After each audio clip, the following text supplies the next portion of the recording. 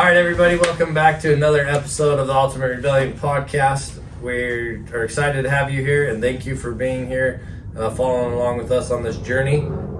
My name is Gabriel Tams. I have with us AJ. He is our producer, and then same guest as last week as we're following the same topic about rebel against self-doubt. We have Bryce Gibson here. Okay, so as we talked about last time, rebel against self-doubt.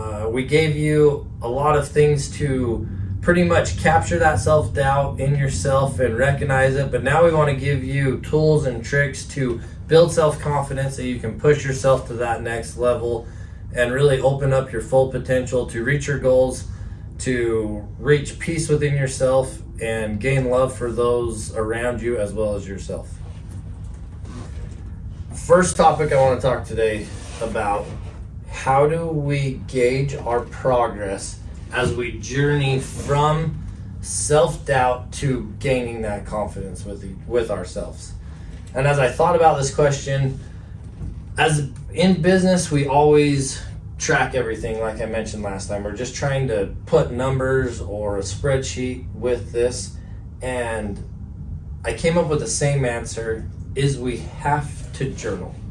All right, we have to journal so we can measure ourselves.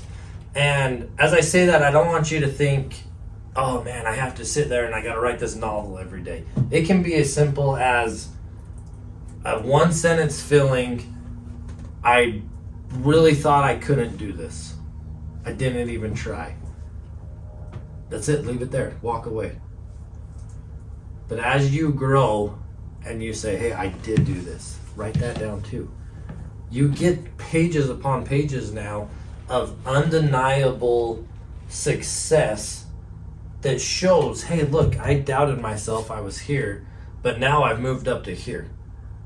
You can't argue that proof. And that's where we really need to start with ourselves. If we're having self-doubt, we don't believe ourselves. We have to have this stack upon stack of undeniable truths to tell ourselves, hey, I did it. I started here, but look at everything I did to get to where I am now. At that point, it almost forces us to start trusting ourselves, because you can't deny that. It's there. You're the one that wrote it. No one else wrote it down. You were the one that wrote it.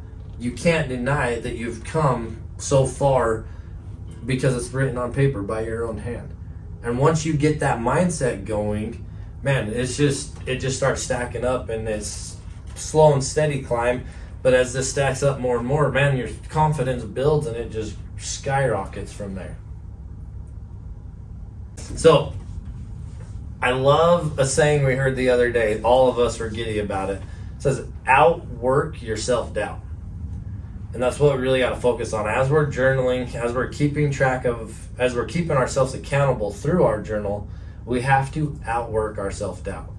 We got to throw our hat in the ring. We got to get in there and try new things and really outwork that self-doubt. If we don't, our journal's never going to change. But if we give it an opportunity and a chance, even if we fail, so what? Doesn't matter. We have to outwork that self-doubt, and that'll bring that self-confidence. As we do that, though, it's going to force us out of our comfort zone or our shell. The faster we can break that shell down or expand our comfort zone, the faster we're going to go from self-doubt to self-confidence. God works with all of us. Mysterious ways, whatever you want to call it, God works with all of us. If that shell is hardened, he's going to have to use a bigger hammer. That bigger hammer, unfortunately, might be a death of someone you love. It might be a breakup or getting fired from a job, something traumatic that's gonna give enough pressure to break that shell. But if we are able to weaken that shell, God can use soft touches to mold us and move us to gain these experiences that are less traumatic than what we just listed. We don't want to have to get the big hammer out. We don't want to have to take that blow or that hit to break this shell. So as we're on this journey between self-doubt and self-confidence, we need to think about that. Break that comfort zone up. Weaken that shell So these little experiences that we have in our life, whether it's God or universe, whatever you may believe, we want to let the little experiences mold us and guide us so the big experiences don't happen. None of us like the big experiences, the big hits. That sucks. You go home and you wonder about your whole existence.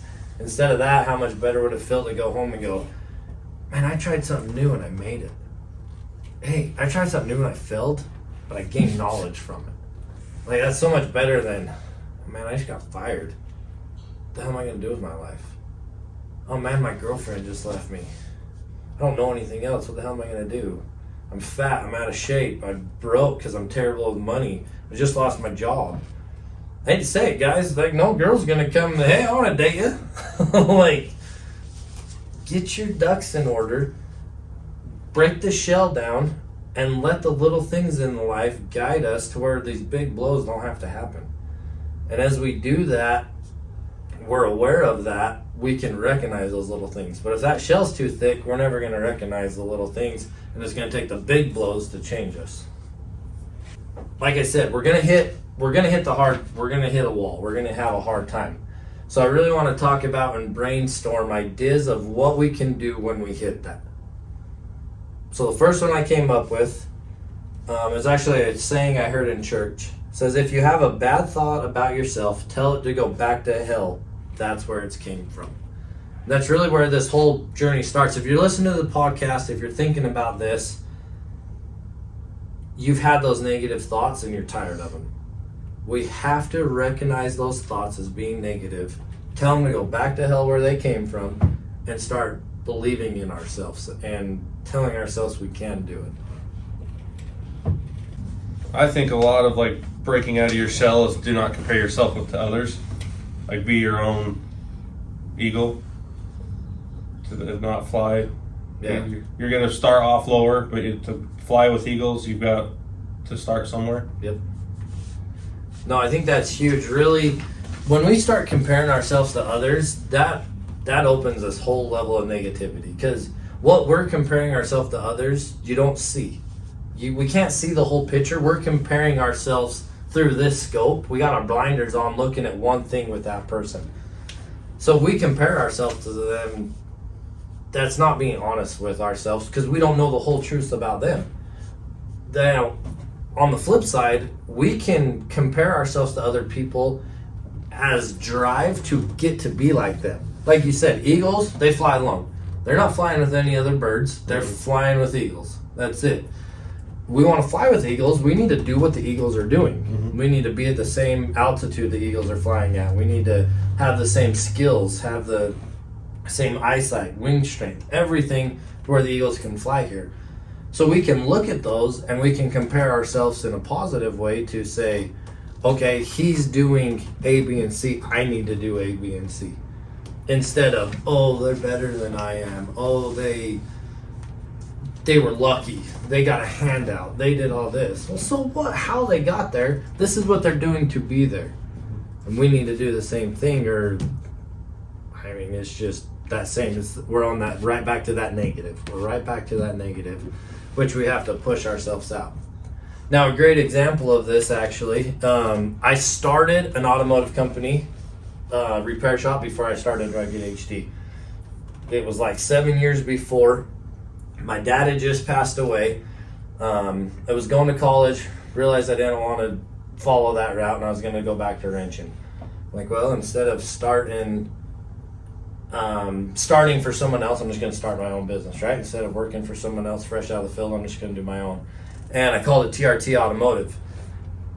It failed in 3 months. That's all I made it, 3 months. And had like 7 customers in the 3 months. In my mind, I wasn't ready yet. I didn't believe I could do it. I'd tell myself, oh, I've never done that before.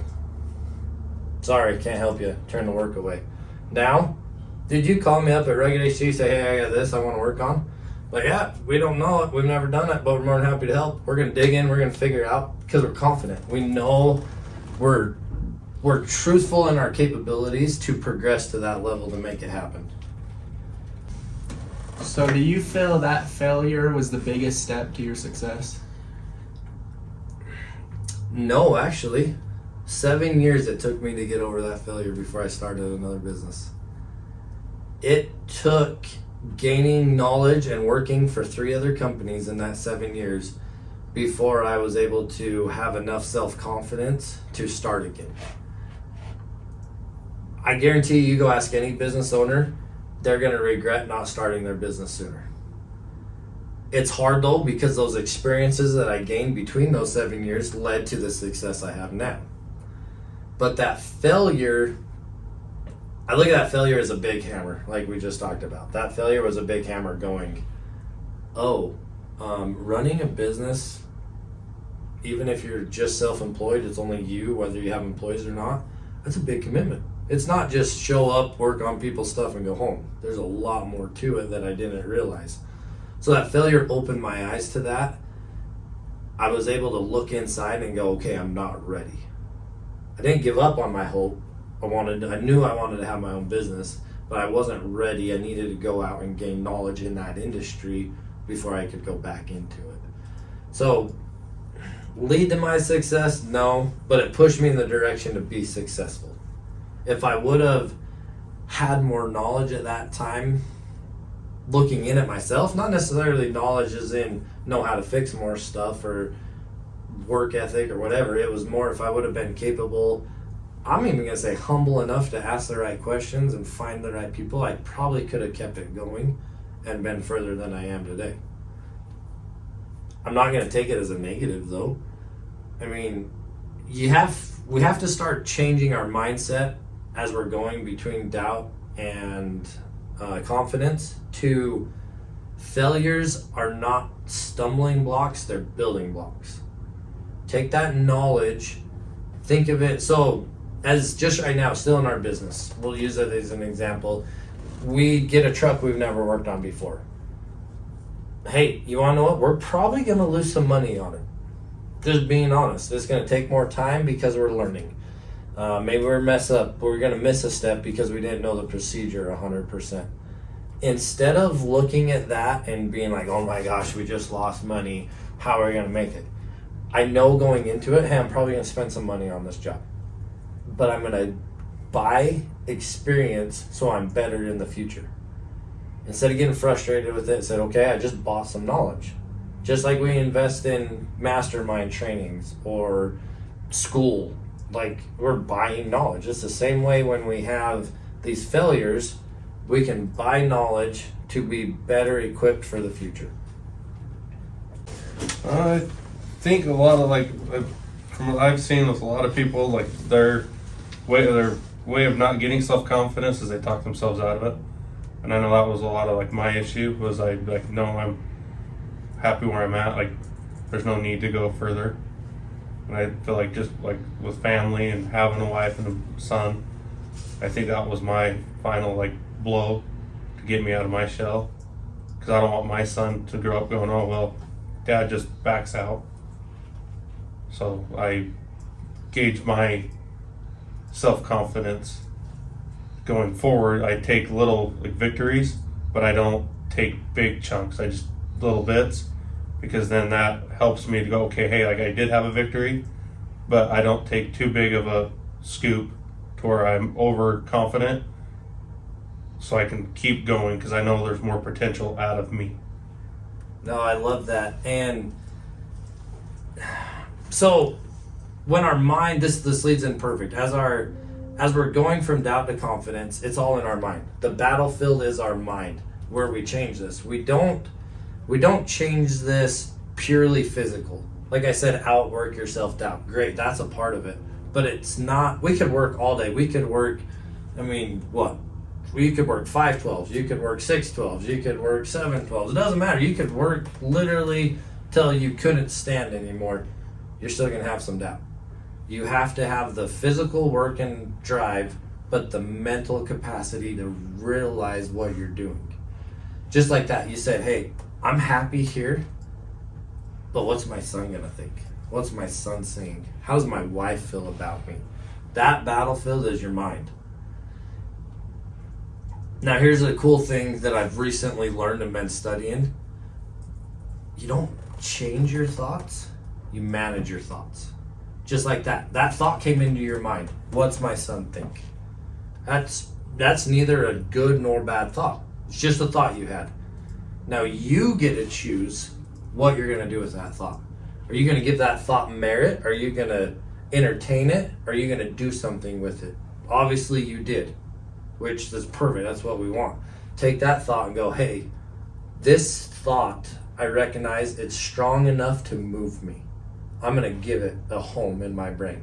And you take that. But honestly, the next day, you probably had the thought of being comfortable again. You got away from your son, you're at work maybe all day, so you're hitting your 10-hour mark. You haven't seen him, you kind of forget about that. You're like, man, today was a good day. Job was fun, you had some good times. I can stay here. But then you give that thought merit, it's going to cloud the thought you had about your son. But if you choose to manage that and you kick that thought back out, you don't want to kick it upstream so it comes down at you again. You want to kick it out and let it go. Then you still have that main focus on what your son's going to think. And that opened up, like, as I was learning this and studying this, I was like, holy crap, that's so true. We're not going to control what pops into our mind, but we can control if we choose to give it any merit. We're going to play with it. We're going to take it on. Cool. Do it. Let it drive you. Let it move you. But the bad thoughts, just let them go. Don't get caught on, oh, I had a bad thought. So freaking what? Let it go. Move on. Don't think about it again. Like, I know I say it like it's simple, but sadly it is. It's that simple. Just let it go. Move on. So now the kind of like the warning for that, if we decide we're going to fight our negative thoughts, we're going to lose. I guarantee you go talk to anybody and say, hey, if you had a bad habit and you continually thought about it, did you ever conquer your habit? They're going to tell you no. You get in the rink with Mike Tyson, he's going to beat the crap out of you. That's the same as our negative thoughts. Even the strongest person I know mentally still would lose to a negative thought. We have to choose to let that negative thought go. If we don't get in the rink, whatever it is. It's not I'm not a boxer. If we don't get in the ring with him, he can't beat the crap out of us. He only has the authority or the power to beat us up if we're in his playing field. So if we stay out, let that thought go by, it has no control over us. And I really, like, that's almost a challenge. That's where we have to start this battle. Let your thoughts go. The negative thoughts, tell them to go back to hell. Let them go. Because if we try to fight them, or we push them out and let them come back in, push them out, let them come back in, and we're going to get tired, we're going to get exhausted, and next thing you know, we're falling back into our bad habits. We're staying consistent. We're staying comfortable. We're not pushing ourselves or growing. And next thing you know, we got full of self-doubt anymore, and we don't believe in ourselves. And that's just terrible. All right, so as we wrap this up, I want to talk about building self-confidence right now. All of us are going to go, okay, I know I need to, but really, what's stopping us? What's stopping you from building self-confidence? The biggest thing is those mental blocks. And when you get those mental blocks, you have to turn them into building blocks. You got to learn from it. And it's just the biggest thing, I think, is what others think. And we have to forget about what others think and more go for what you want and what you believe in and what you need to progress forward to. No, I love that. We cannot build self-confidence until we love ourselves. We got to stop caring what other people think. We have to focus on us, build trust with ourselves, keep the promises we made to ourselves, love ourselves, be happy with ourselves. That point, then we can start worrying a little bit more about other people think. Not to the level that we're going to let them change us or be, but I mean, I care what my wife thinks. I care what my kids think. That's something I can choose if I want to let it mold me or not. But Joe Blow down the street, I don't care what he freaking thinks. But if I'm not happy with myself, I'm never going to be able to be strong enough to push what they say aside. So we have to, like you said, take those mind blocks, turn them into building blocks, and we do that by believing in ourselves and pushing the negative, even if they're the haters or whatever people call them. Like, we have to get rid of that. So Bryce, what keeps you from building self-confidence right now? Kind of along the same lines as AJ, like what people say about me, but I've learned to just roll with it and like not let it get into my headspace, let it roll downstream. Oh, and that's honestly, as I was thinking about that, I'm the exact same way. I'm lying to myself. That's what's stopping me from building self-confidence right now. I tell myself I can't do it. I'm scared to do it. What if I fail? What are they gonna say? Honestly, I've been wanting to do a podcast for years. Only done 7 episodes. Why? Because what if I sound weird on the phone? What if other people say negative stuff? Bryce needs you right now. Right now? Okay.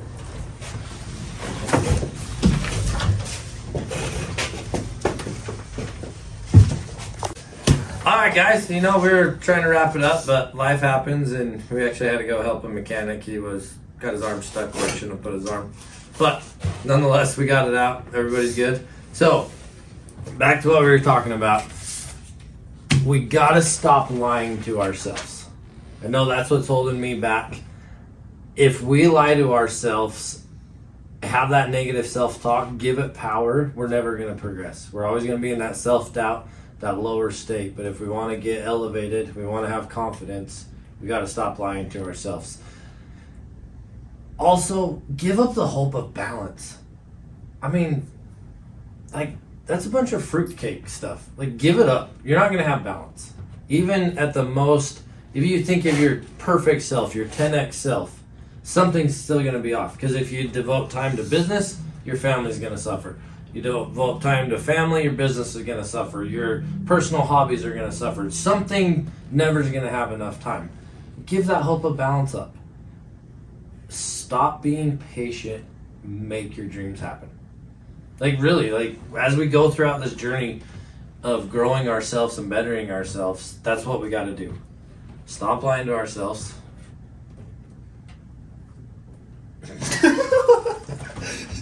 Really? Balance. Stop lying to ourselves. Balance. Okay. We got to stop lying to ourselves. We got to give up the hope of balance. And we got to stop being patient. This world's ours for the taking. Make it happen. Go get it. Doesn't mean you have to be rude or ignorant or anything about it. But we have to make it happen. It's not just gonna, maybe one day I'll start a business. It's never gonna happen. No one's gonna come up to you and be like, hey, you've done really good. I'm gonna give you this business. Have fun with it. Doesn't happen. We gotta get in there, get our hands dirty, and make it happen. And that's really, to wrap it up, we gotta rebel against that. I mean, I could sit here and name 900 things to rebel against. Rebel against self-doubt, rebel against laziness, rebel against weakness. But it's true, it's that simple. Be a rebel, make your stuff happen, and go for it. If you fail, so what? Pick yourself back up, learn from your mistakes, go again. Eventually it'll hit, then you stack up that pile, your evidence is there, you believe in yourself, you trust yourself, you love yourself. So really, we have to rebel. Rebel against that self-doubt, that negative talk. Give up the hope of balance. It's never going to happen. And what I balance, throw the freaking patience out the window. You're never going to get to the next level being patient, making that happen. And face your fears. Like, don't let your fears stop you. Like, run them over. I had a strong hard time with that. With just once something put fear into me, I'd stop. Now I just bulldoze the shit over and just go. And if I do fail, sometimes I'll stay down and see where I failed and then pick myself back up. So then I failed and I stayed down there in that failure to where I could learn from it and go, okay, I did this wrong, I need to fix this and do this different next time so that I can grow from my failures. No, I mean, that's perfect. That's the whole journey wrapped up of how to get over self-doubt and get into self-confidence. Is that right there? We're going to end it on that. Bryce, thanks you for being a part of this journey with us. Yeah, Definitely going to have you on again. you guys out there, thank you for listening. Please share this podcast. Tell your friends, especially if you get value out of it. Share it on social media. Tell your family at dinner, whatever it may be. We appreciate you listening, and we'll talk to you next week.